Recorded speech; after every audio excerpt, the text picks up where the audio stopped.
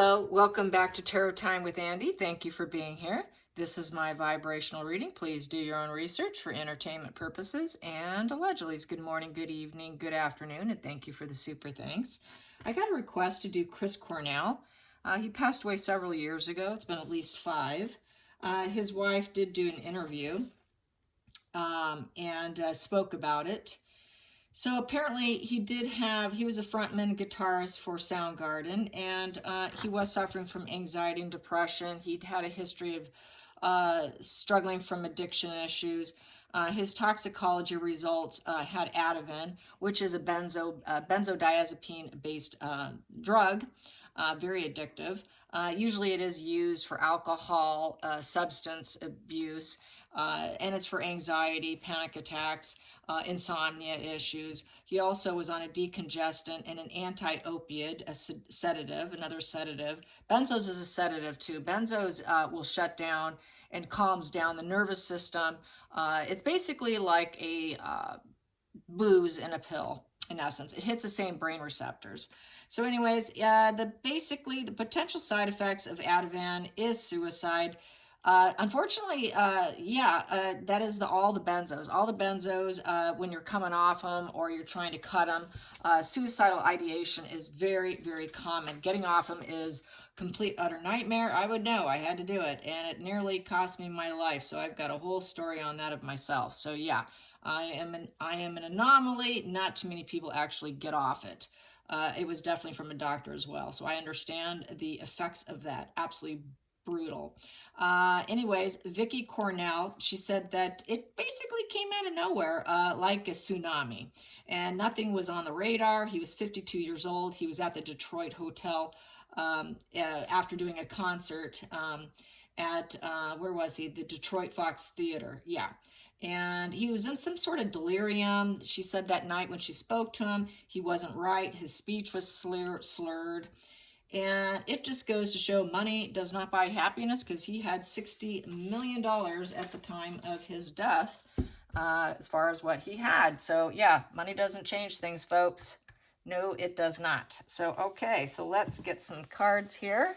Make sure I don't catch my rug on fire in the background there. I can see I got a little smoky flame going. Let me put that out quickly. Go away, go away. There we go. Okay, so today I'm doing this one. The major arcana, it is double major, and it is by Golden Age. And back here, I think it is. Yeah, it's by Prime Muse. This you can get off Amazon. It is a favorite of mine. It really gets to the heart of the matter, because major arcana is your major life issues. All your minors kind of gets down to the nitty-gritty of life. So sometimes this one is just best to do, because it just really gets down to it. A lot of readers, some of the most famous readers, actually, when they travel to do celebrities, they don't even bring the minor arcana. They'll even just separate a deck and just pull out the major arcanas. So I do know that is a very common thing. If you did not know, now you know. So let's find out what was bothering Chris Cornell. Chris Cornell had a lot of mental illness. This is the mental illness card, the moon card. And he was trying to hide it. He was hiding his trauma, concealing the trauma, hiding his issues. He had anxiety and depression, a lack of balance. He felt like he probably had some hidden enemies, a lot of deceptions. It's the card of lunacy and delusions and paranoia and fantasy. So he was really in a very mental psychotic state of mind. Very psychosis right there. That moon cards, think about when there's moon. My neighbor is a nurse, or was a nurse, and she said on full moons, the operating rooms and the ERs were always packed, and that there's truth to it. So there you have that. So yeah, things were not looking good. So with the Knight of Wands, he basically decided he would take a new direction, a very new direction, hot-tempered. So he was kind of, he did something he did something that really was, took a lot of courage, I would say. That is not something that's done easily. He took that adventure, I guess you could put it that way. A lot of willpower was behind it. I think he was thinking about the spotlight, the business. He put a lot of fire into it, a lot of willpower into it, and he was very driven to do it. It's the drive and ambition. Very ambitious to do it. He's feeling uncommitted and hot-tempered about his traveling, and decided to take this direction, unfortunately, and take the risk. Maybe he didn't know if he could actually complete it, because with this, it's impulsive. It's an impulsive decision. So it was fairly impulsive, I would say. Very impulsive. They're very erratic. They can be very dramatic, the wands, and especially at night. And very fast, because there's a horse there. So wanting to do it very quickly. And put a lot of energy and time. You know, it's a very volatile energy. Wands can be very aggressive. So he was feeling quite aggressive and volatile, temperamental, and action-orientated, in essence.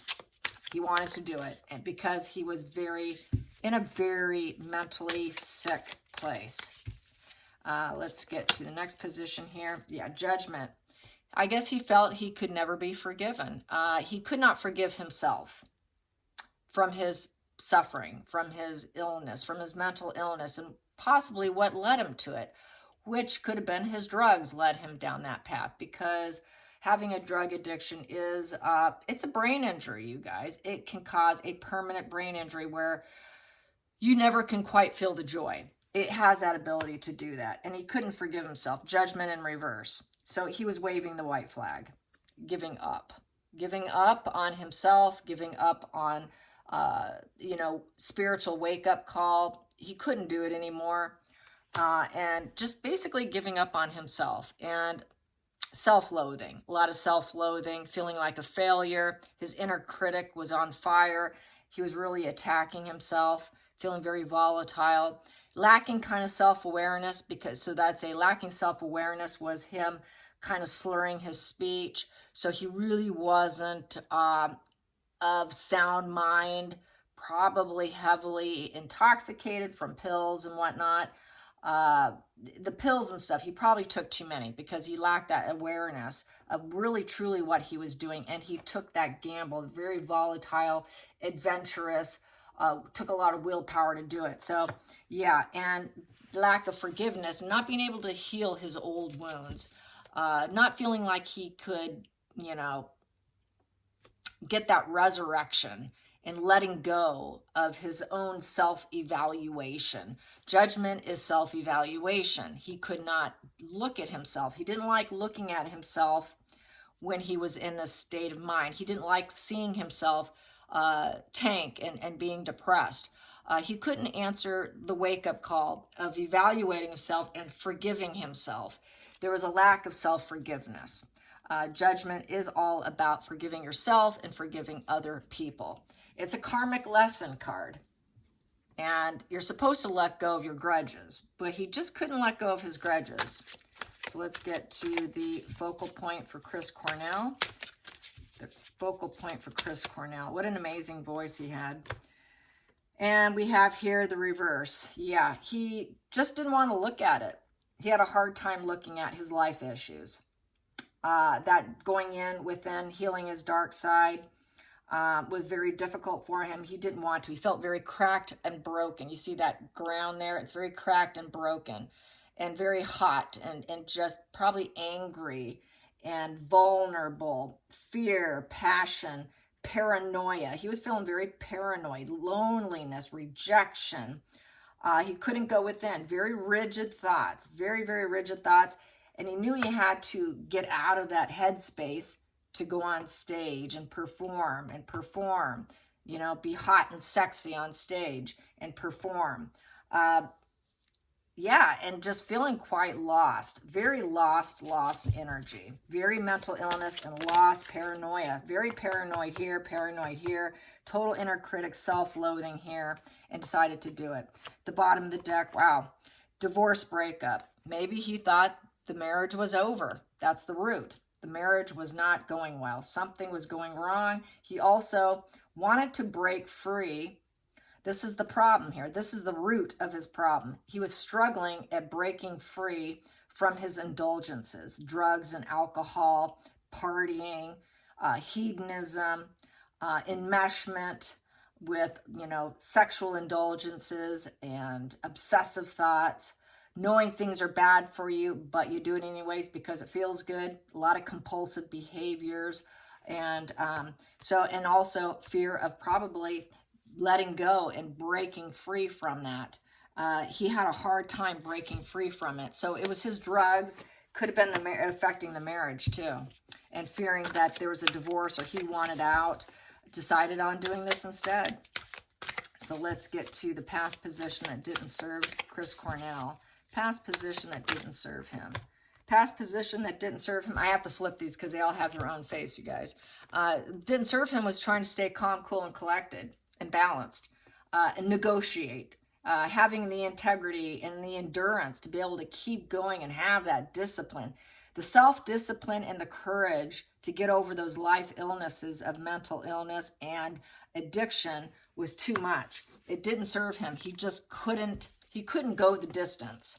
He couldn't gain inner strength over the temptations, struggling with temptations, couldn't get over the temptations. So really, it's looking like this was really about his drug addiction and not being able to beat it and fearing that he would just go right back to it and probably it would end his marriage. So really struggling. So it's looking like he freed himself from the situation.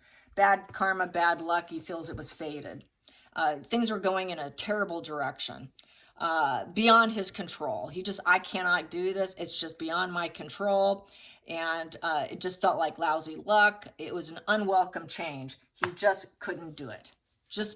It felt beyond his control. That's how benzodiazepines are for you, and he was on it. I'm sure it was prescribed. He wasn't trying to get off that one, but just getting off that one alone will kill you.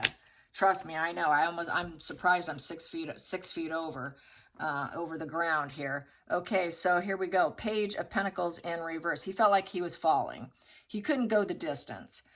He felt like juvenile here. And with this here, Page of Pentacles in reverse, lack of ability to commit. He couldn't commit to it, and his inner child was very triggered. His juvenile child energy was triggered.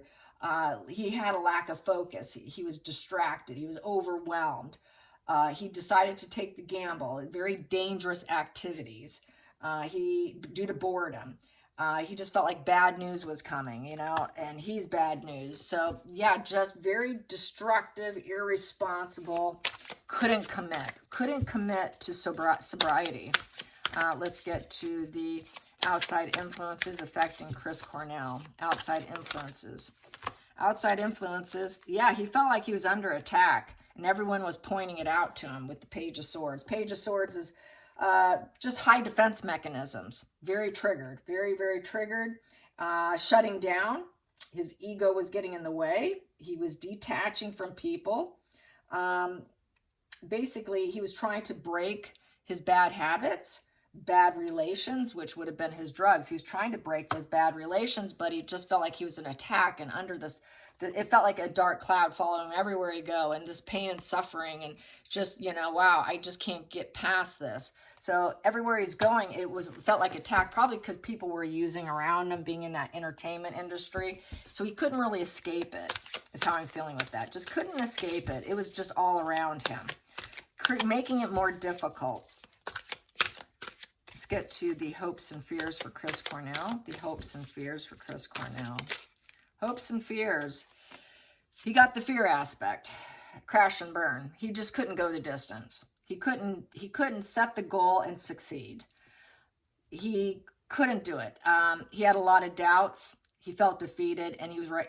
That's it. I'm giving up. I'm bored. This is boring. Sobriety's boring. I'm going to end this road now. I'm so unmotivated. I can't do this. And a lot of arguments too. And could not do it. Couldn't go the distance. Couldn't take that journey at all. Didn't want to take that journey. Didn't have the confidence to complete it.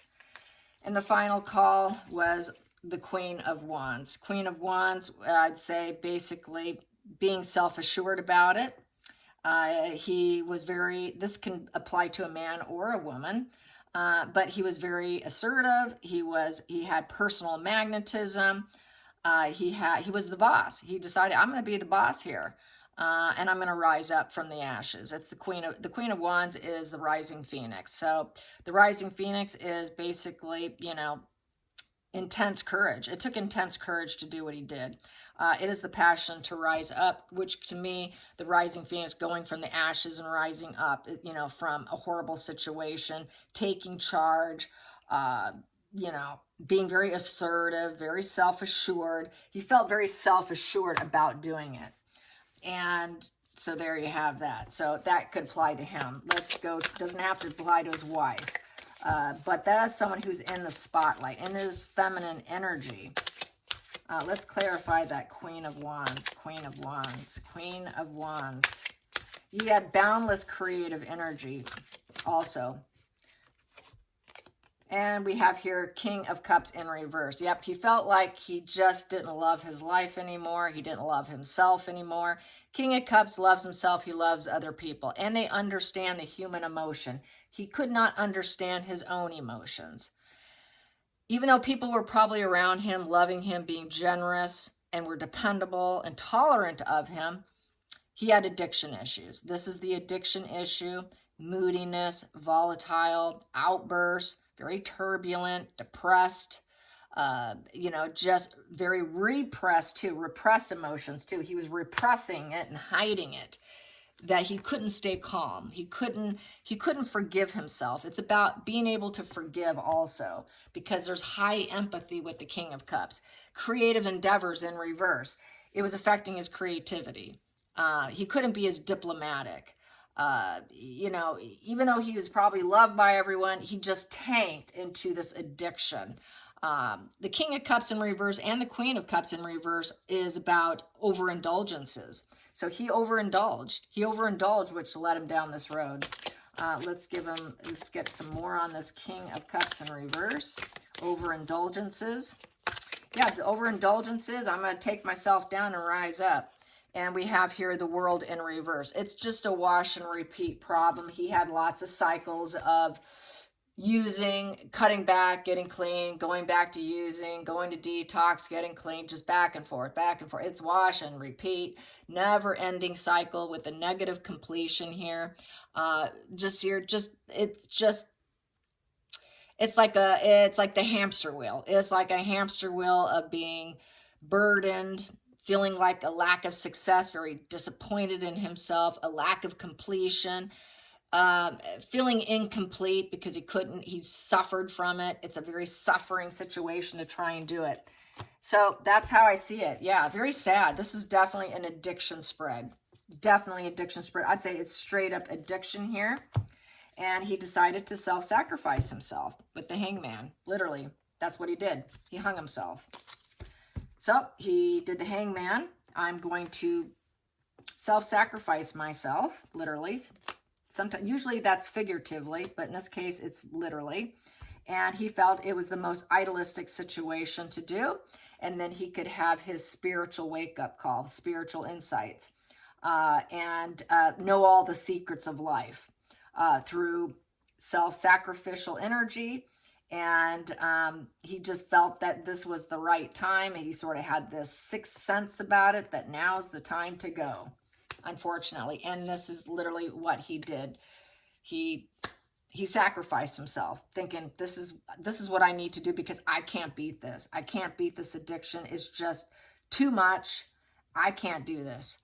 Terrible, terrible, terrible. But I understand it. And the problem is with these benzodiazepines, I'm pretty much an advocate against them, because they don't tell patients they're addictive. I'm sure he had no choice because of his other drug use. This was probably a better option, but it is the #1 pharmaceutical drug, hardest one to get off of, because it affects all your nervous system.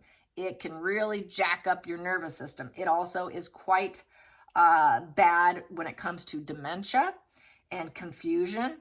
And when you take too much of it, it is like, just those little pills look so harmless. But it's probably a couple of them is like drinking a couple bottles of hard tequila or something. So yeah, he was highly out of it, very out of it, and could not beat his addictions. Very sad, very talented. I really enjoyed his gift, and what a blessing he was as long as we did have him. I hope you enjoyed this. Till next time, like and subscribe. Bye, you guys.